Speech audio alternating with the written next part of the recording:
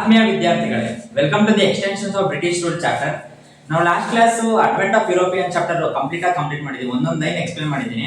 ಇವಾಗ extensions of the British rule chapter start ಮಾಡೋಣ.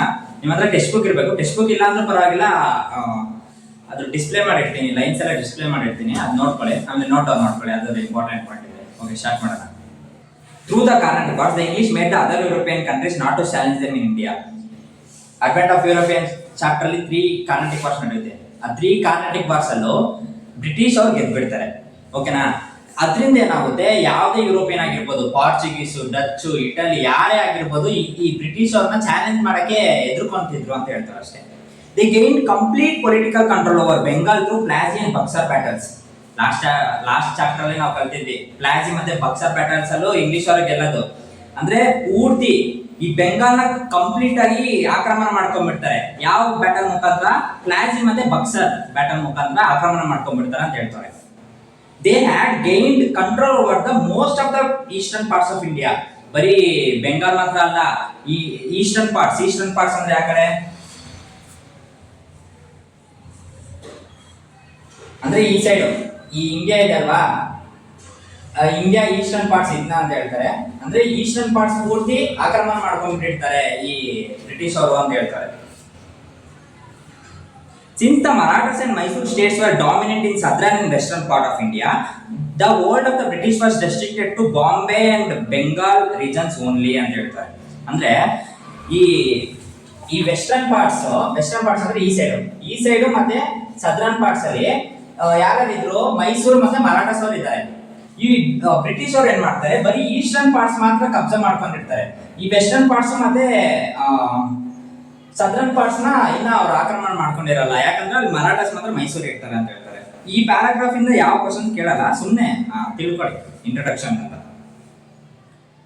Hyderali and Tipu Sultan of Mysore, along with Peshwas of Maratha, were the only impediments in the path of the extensions of the British.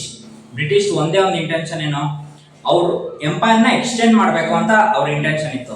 ಆದ್ರೆ extend ಮಾಡ್ಬೇಕಂದ್ರೆ ಸುಮ್ನೆ ಹೋಗಿದ ತಕ್ಷಣ extend ಮಾಡಕ್ಕಾಗುತ್ತಾ? ಯಾರೊಬ್ರು ಅಡ್ಡವಾಗಿ ನಿಂತಿರ್ತಾರಲ್ವಾ, ಅಂದ್ರೆ extend ಮಾಡದೇ ಇರೋ ತರ ಇರ್ತಾರಲ್ವಾ, ಅಂದ್ರೆ ರಾಜರುಗಳು ಅವರೆಲ್ಲ ಇರ್ತಾರಲ್ವಾ.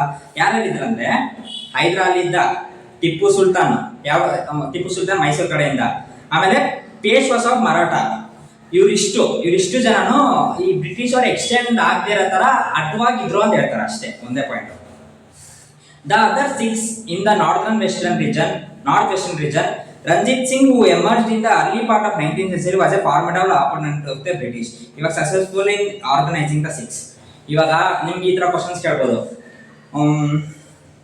Who are the only impediments in the path of the extensions of the British ಅಂತ ಕೇಳ್ಬೋದು. ನೀವೇನಂತ ಬರೀಬೇಕು ಅಂತ? Hyder Ali and Tipu Sultan of Mysore, along with Peshwas of Maratha, and 6 and Ranjit Singh, who emerged in early part of 19th century, were the only impediments in the extensions of the British ಅಂತ ಈ ತರ question ಕೇಳಿದ್ರೆ ನೀವು ಈ ತರ ಬರೀಬಹುದು. ಈ paragraph ಇಂದ ಈ ತರ ಕ್ವಶನ್ ಕೇಳ್ಬೋದು ಅಷ್ಟೇ. ನೆಕ್ಸ್ಟ್ ಹೋಗೋಣ. The British also waged repeated wars from mid 18th century to 19th century to extend their empire in India.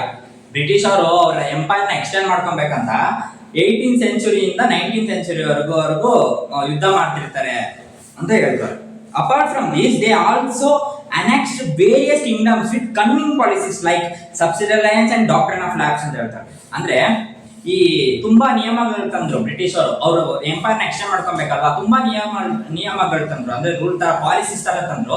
ಅದು ಯಾವ್ದಾದ್ರು ಅಂದ್ರೆ ಸಬ್ಸಿಡಿ ಅಲೈನ್ಸ್ ಮತ್ತೆ ಡಾಕ್ಟ್ರಿನ್ ಆಫ್ ಲ್ಯಾಪ್ಸ್. ಈ ಚಾಪ್ಟರ್ ಮುಂದೆ ಅದು ಏನಂತ ತಿಳ್ಕೊಂತೀವಿ, ಸುಮ್ಮನೆ ತಿಳ್ಕೊಳ್ಳಿ. ಸಬ್ಸಿಡಿ ಅಲೈನ್ಸ್ ಮತ್ತೆ ಡಾಕ್ಟ್ರಿನ್ ಆಫ್ ಲ್ಯಾಪ್ಸ್ ಅಂತ 2 ಪಾಲಿಸಿ ತಂದ್ರು. ಅದರಿಂದ ಅವ್ರ ಬ್ರಿಟಿಷ್ ಎಂಪೈರ್ ಇನ್ನೊಂಚೂರು ಎಕ್ಸ್ಟೆಂಡ್ ಆಯ್ತು ಅಂತ ಹೇಳ್ತಾರೆ. ಅರ್ಥ ಆಯ್ತಾ? Next, during this period the British waged 3 Anglo-Maratha War, 4 Anglo-Mysore War and 2 Anglo-Six War. ಏನಿಲ್ಲ, ಬ್ರಿಟಿಷ್ ಅವರು ಅಂದ್ರೆ ಇದು ಎಕ್ಸ್ಟೆಂಡ್ ಮಾಡ್ಕೊಬೇಕಾದ್ರೆ 3 Anglo-Maratha War ಮಾಡ್ತಾರೆ. ಮರಾಠ ಜೊತೆ 3 ಬ್ಯಾಟಲ್ ಮಾಡ್ತಾರೆ, ವಾರ್ ಮಾಡ್ತಾರೆ ಅಂತ ಹೇಳ್ತಾರೆ. ಮೈಸೂರು ಜೊತೆ 4 ಬ್ಯಾಟಲ್ ವಾರ್ ಮಾಡ್ತಾರೆ, ಮತ್ತೆ 2-6 ಜೊತೆ ಮಾಡ್ತಾರೆ ಅಂತ ಹೇಳ್ತಾರೆ. ಇಷ್ಟ ಅರ್ಥ ಆಯ್ತಾ? The Anglo-Mysore Wars are discussed in Unit 4. Here we shall study the okay. ಅಂದ್ರೆ ಮೈಸೂರು ವಾರು ನೆಕ್ಸ್ಟ್ ಚಾಪ್ಟರ್ ಅಲ್ಲಿ ಕಲಿತೀವಿ. ಇವಾಗ ಬರೀ ಮರಾಠ ಮತ್ತೆ ಸಿಖ್ ವಾರ್ ಮಾತ್ರ ಕಲಿತೀವಿ ಅಂತ ಹೇಳ್ತಾರೆ ಅಷ್ಟೇ. ಅರ್ಥ ಆಯ್ತಾ ಇಂಟ್ರೊಡಕ್ಷನ್? ಇವಾಗ ಫಸ್ಟ್ ಆಂಗ್ಲೋ ಮರಾಠ ವಾರು ನೆಕ್ಸ್ಟ್ ವಿಡಿಯೋದಲ್ಲಿ ಎಕ್ಸ್ಪ್ಲೇನ್ ಮಾಡ್ತೀನಿ. ಅದು ಇಲ್ಲಿರುತ್ತೆ, ನಾವು ಕಂಟಿನ್ಯೂ ಮಾಡ್ಕೊಳ್ಳಿ.